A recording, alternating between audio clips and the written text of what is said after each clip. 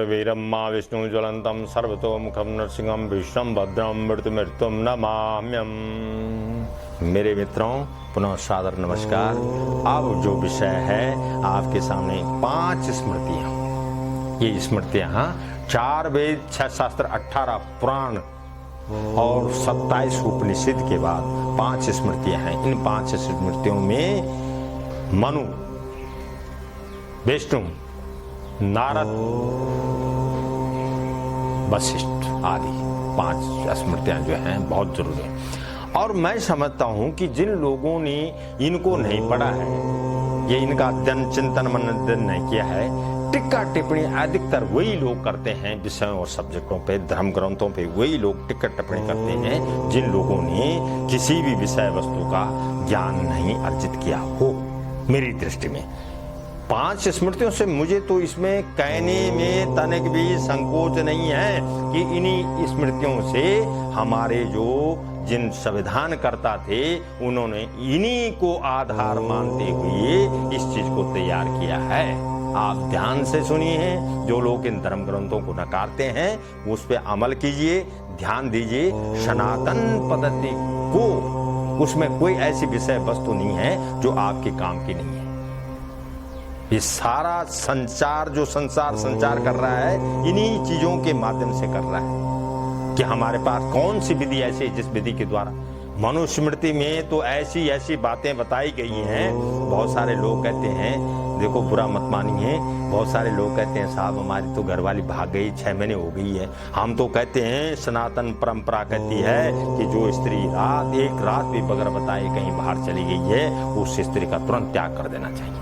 जो बगैर बताई जाती है, घर छोड़ के जाती है, मन मर्जी से जाती है, मन मर्जी का कार्य करती है। और ऐसे मर्द के लिए भी है कि जो मर्द जो है बगैर बताए घर गृहस्थी को छोड़ देता है, उसके लिए भी जो है मात्र 3 दिन प्रतीक्षा करनी चाहिए, उसके बाद उसका दाह संस्कार कर देना चाहिए। तो मनुस्मृति, विष्णु स्मृति, नारद स्मृति, इनको आप ध्यान से पढ़िए। इनमें आप जो है बहुत सारी चीजें मिलती हैं। धर्म ग्रंथि हमारा आधार है। हम प्राचीन परंपरा और संस्कृति सभ्यता पे बहुत विश्वास करते हैं और उसी विश्वास के द्वारा पहले जो विषय चल पड़ा है, श्रद्धा अटल होनी चाहिए, विश्वास अटूट होना चाहिए। और जब श्रद्धा और विश्वास अटूट होता है तो मंत्र में सिद्धि ना होने का कोई कारण ही नहीं होता है। अतः मेरे दोस्तों, मंत्र सिद्धि के लिए फिर मंत्र 3 प्रकार के हैं। वैदिक इन्हीं में, इन स्मृतियों और उपनिषदों के द्वारा, इसी के अंतर्गत है, ख्याल रखिए। 3 प्रकार के, वैदिक, लौकिक और तांत्रिक। वैदिक मंत्र जैसे मैंने बताया, ओम वेदात्मने विद्महे ब्रह्म स्वरूपाय धीमहि ब्रह्म प्रचोदयात्, ये वैदिक है। लौकिक मंत्र कौन सा है? ओम गुरुर्ब्रह्मा गुरुर्विष्णु गुरुर्देवो महेश्वरः गुरुर्साक्षात् परब्रह्म तस्मै श्री गुरुवे नमो। तांत्रिक कौन है? तांत्रिक वो विद्या है जिसके शब्द शुद्धिकरण से वंचित है, यानी उनमें शुद्धिकरण नहीं है। ओम फट स्वाहा फलाना, ओम फट स्वाहा फलाना, ओम फट स्वाहा। आप जो है सनातन परंपरा के उस अंग को लीजिए, उस अस्त्र और शस्त्र को लीजिए, उस रास्ते को अपनाइए जिसमें आपकी 7 पीढ़ियों का उद्धार हो। वैदिक विद्या वो चीज है जिसमें आपकी 7 पीढ़ियों का उद्धार होने का मैं दावा करता हूं। और मैं नहीं बोल रहा हूं, मैंने जो चिंतन मनन अध्ययन किया है इन्हीं धर्म ग्रंथों से किया है, उसी आधार पर मैं बोल रहा हूं। 100 स्मृतियां, 4 वेद, 6 शास्त्र, 18 पुराण, इनके अलग अलग खंड हैं। औ खंड में कौन है, बौ खंड में कौन है, 100 खंड में कौन है, 2 खंड में कौन है, ये फिर गहरा चिंतन का विषय है।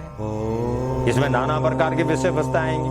मिशांश क्या है, व्याकरण क्या है, ज्योतिष क्या है, कर्मकांड क्या है, धर्म क्या है, कर्म क्या, इसी क्या दीन है।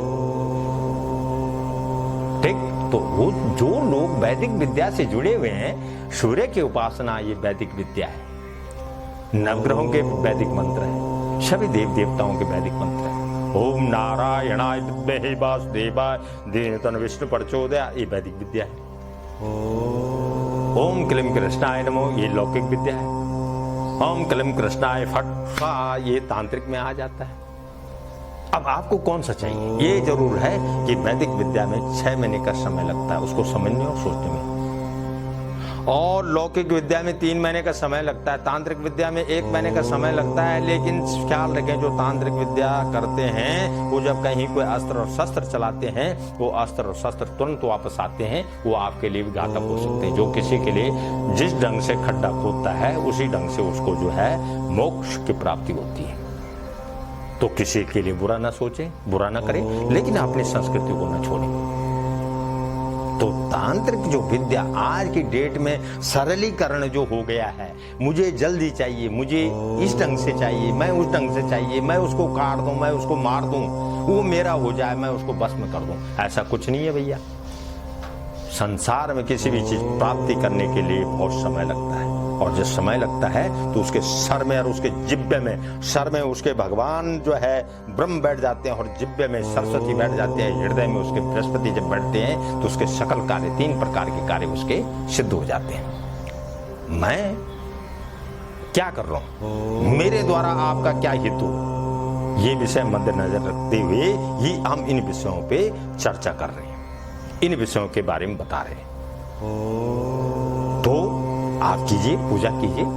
जैसे पिछली बार चला था, एक छोटी सी कुछ विषय उसमें रह गए थे कि भाई मैं अब कोई मंत्र जो है मैं जप रहा हूं, उस मंत्र में सबसे पहले आपको इतना ज्ञान होना चाहिए वो मंत्र है क्या एक्चुअल में, क्या उस मंत्र से मुझे जो है वो प्राप्ति हो जाएगी जो मैं चाह रहा हूं। सपोज आपने कंठ में कोई माला डालनी है और उसका कोई मंत्र है और उसका कोई सूक्ष्म मंत्र है, तो आप कलयुग में सूक्ष्म मंत्र पे ध्यान दीजिए। बहुत बड़े जो मंत्र होते हैं वो वृद्ध होते हैं, उन मंत्रों से आपकी सकल कामना पूर्ण तो होगी, लेकिन समय लगेगा।